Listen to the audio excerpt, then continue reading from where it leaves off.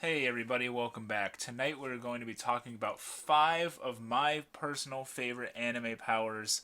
A few rules set for this. I have to have watched at least a majority of the series for it to be on this list. And I tried to have like specific abilities instead of just saying bending from Avatar is really cool. I don't really know what bending I would like best. And alchemy from Full Metal Alchemist is really cool. I don't know which alchemist I really like best. Um, so I tried to avoid being too generic with these. These are pretty much specific characters and specific abilities that I really, really love. And I love powers and anime and stuff like that. And I should also preference this, and I'm probably going to lose some audience right out of the gate. I've only seen season one of JoJo, part one of JoJo's, so I don't know anything about JoJo powers. All right, goodbye, everybody. People are gonna type in the comments that JoJo has the best powers. JoJo powers seem pretty cool from a distance, but I haven't seen it, so I cannot include them in my video. Um, but I guess let's get right into it. This is a specific person for sure, and sort of a specific ability. I love Kurapika from Hunter x Hunter. Definitely, he's my number 5 on this list. His chain ability. He's a conjurer, so he is able to create this different chains using his Nen, the power source in Hunter x Hunter. If you haven't seen it, and what I like about this is I've always liked chains as like a weapon concept. I don't know how practical it is in real life at all, but it's an anime, you know. I also think it's weird that he has it like on his fingers as opposed to like around his wrist or something, because I feel like don't fingers break really easily? I don't know, man. But he there's a lot of functions to these. Like there's one that like can heal wounds on himself. It looks like a cross at the top of the chain. There's like the classic like ball and chain that he can use like offensively and defensively. There's my favorite one is when he performs this chain jail. And basically it renders his opponent pretty much like useless. It takes away their ability to use Nen, if I remember correctly. So basically, to use chakra from Naruto or whatever you want to, whatever insert power source here. Um, Basically, taps his opponent out of it and traps them within this chain. Of course, there's stipulations specifically to when Kurapika is using that ability, but I've always loved chains as a weapon. I like Kurapika a lot as a character in this show. Um, but I just think they look cool. Aesthetically, chains are always like wicked cool. Always I like when you have the character that's like whipping it around and tying shit up and stuff like that. I think I'm pretty like envious because I don't think personally I could ever be coordinated enough to realistically battle somebody with a chain. But if I could be inserted into an anime, that might be my weapon of choice. And in this show, it's part of his Nen abilities, so it counts for me as an ability. If you don't like it, make your own list. I'm sorry. But yeah, Kurapika's chain, specifically mostly chain jail, but the other ones are cool too. Healing yourself and deflecting stuff is really cool. It also has like a built-in like lie detector. Of course it does. But yeah, number 4. This is mostly specifically a character, but I mean he's the only person that I know of in the series that can do such a thing. Accelerator from a certain magical index. The franchise at this point, he got his own show too, but I have not seen his series. Um, I've watched the first 2 seasons of Index, and for part of it, he's like the antagonist, but he's a really really cool, interesting character, and he has this. Essentially, he has absolute vector control, and his body For those that know nothing about Index, it's a crazy, bizarre world with tons of powers, and people have like powers from science, and people have powers from magic. His is more on like the science side, where his body, sort of regardless of his will, uh, like reflects kind of anything coming at him, including like I don't think he gets like proper nutrients from the sun, so that's why he's like pale and has like white hair. Basically, it's almost impossible to hit him. If you were to shoot a gun at him, for example, the bullet would literally be reflected. It is, I think they actually call it like one way street or something like that. It is, he can basically manipulate anything going at him and can change sort of like pressure of things. It's very hard to describe this with words. Um, uh, for example, okay, there's this one fight where he's in a very weakened state, yet he is able to sort of what would normally be his feet like normally touching the ground. He's able to sort of amplify the energy that his feet are pushing out in that vector. So the person he's fighting is within the vector, so he amplifies that touching of the ground into an earthquake, like a mini earthquake. But yeah, basically you can't really shoot at him. If you launched like a bomb at him, it would kind of do like the same thing. If you shot fire at him, if you shot his energy blast kind of deals. I really enjoy it when like you can't like hit the character. Like it's just like a very I guess I'm like a very like defensive minded person, and you'll see that with some of these other abilities as well. Uh, um, but I don't know. I like it a lot. I like the fact that he is basically you got to like really figure out how to hit the guy. But I genuinely like characters like that. Like Gaara from Naruto is another example where he has like the sand is like the ultimate defense kind of thing. I like abilities like that a lot.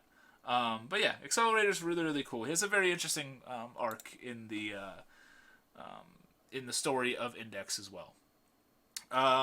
Number three, speaking of Naruto, it is not Gaara as much as I kind of almost really wanted to put him, but it is my favorite character, especially in the original Naruto. Now, this guy is very unsung.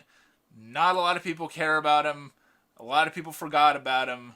I love Dosu, and specifically the way he fights and his method of battle tactics. He's from the Sound Village, and he was a Genin in like the very early stages of Naruto to my favorite arc, pretty much in almost all of anime, really, the Chunin exams, an arc that I love. And he's introduced as this like sort of like antagonist kind of guy. I love his design, by the way. He's like this creepy like always like hunched over weird looking dude covered in like these mummy bandages, and has this big ass coat outfit on, and this weird device on his arm.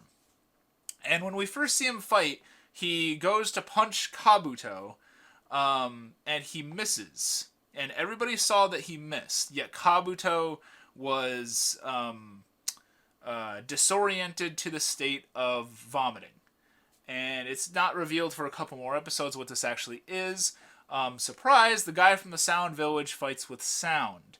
And the device that he wears on his arm is called the Melody Arm. And it's basically this metal thing that has a bunch of holes inside of it.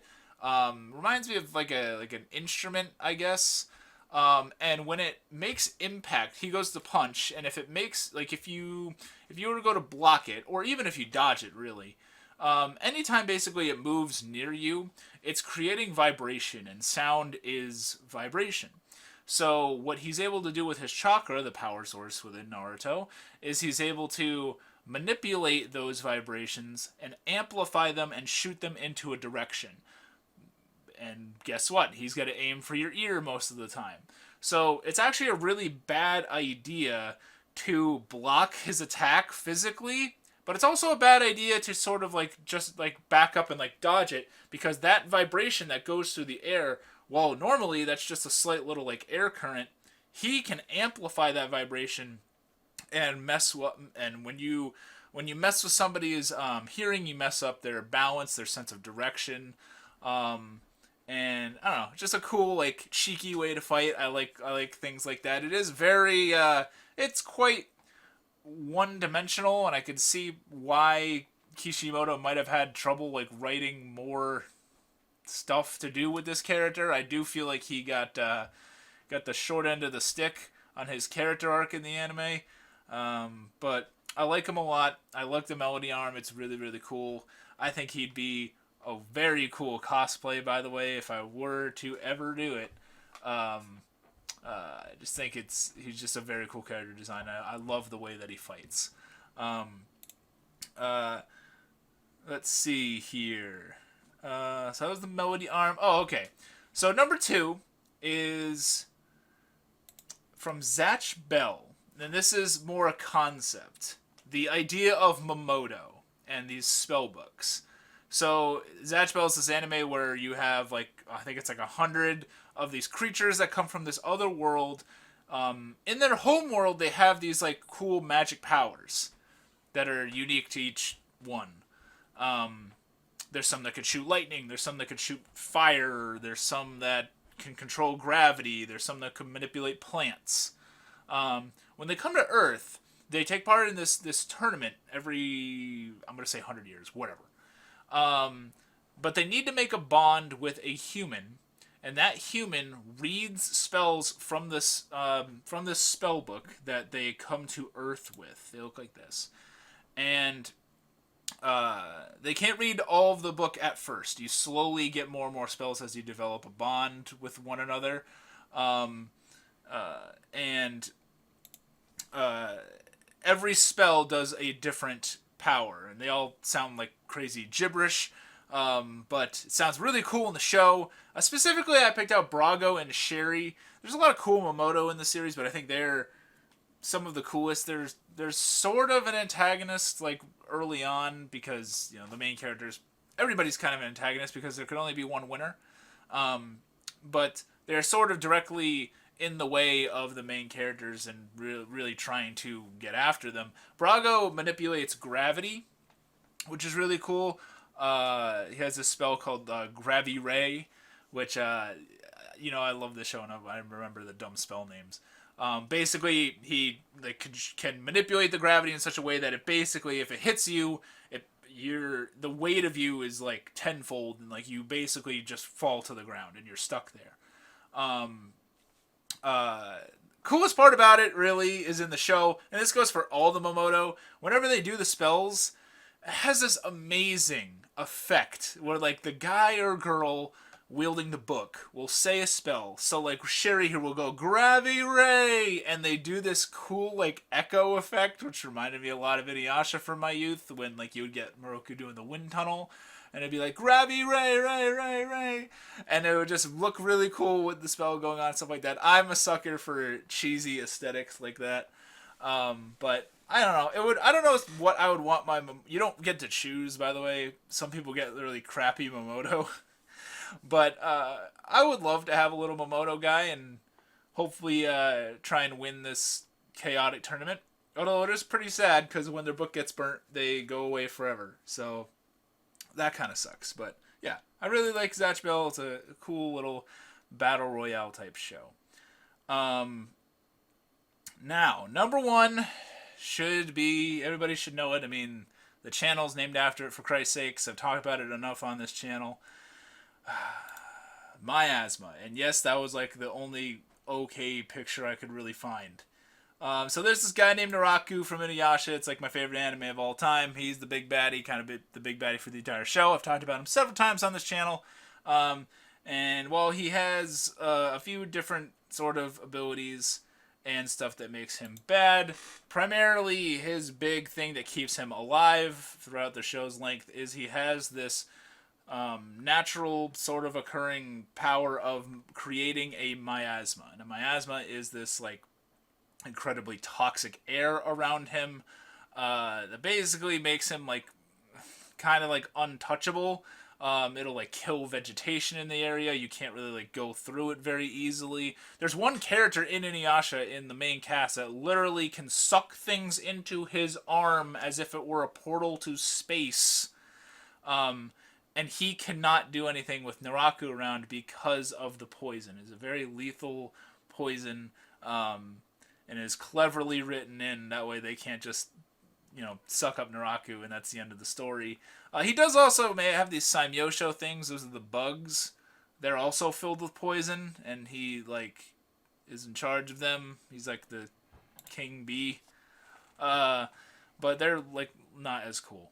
Because he just I don't know. It's just cool, and then he wherever he goes, like he'll like go and like take over a castle or something like that, and it's always just surrounded in this miasma. And I know it's weird that this is my number one, but I love the way the name sounds. I love like the dark purple nature to it. And I always love poison abilities, and this is like one of like the ultimate ones because it's such a I love Naruto. I love Inuyasha so much, and it was just always this like thwart to the main characters that they just could not, they just can't get to him because they had this crazy gas all over the place, and it just made him so untouchable. And like I said, I like abilities that make you untouchable, that are a very solid defense. Um, and I don't know. I like it. Some people might think it's a cheesy ability, whatever. What are some of your favorite anime powers? Let me know down below. Again, sorry, haven't seen JoJo's, so I'm sure a lot of people are probably going to name JoJo things. But I don't know. Did you like any of the powers that I listed here? Or did you ever check out any of the shows? Hopefully I reminded you of some of the cool ones. I'm sure I missed out on a lot of cool ones, so let me know. Maybe I'll do another one of these in the future. I'll make it like 5 more cool powers or something like that. If you like what I'm doing here, please consider hitting that subscribe button and maybe joining my Patreon. I'll have a link to that down in the description box. Thank you to Lax, Nia, Warp, and J-Chip for your awesome support of the channel. You guys are really, really great. Yeah, thank you so much for watching. My name is Miasma, and I'll see you next time.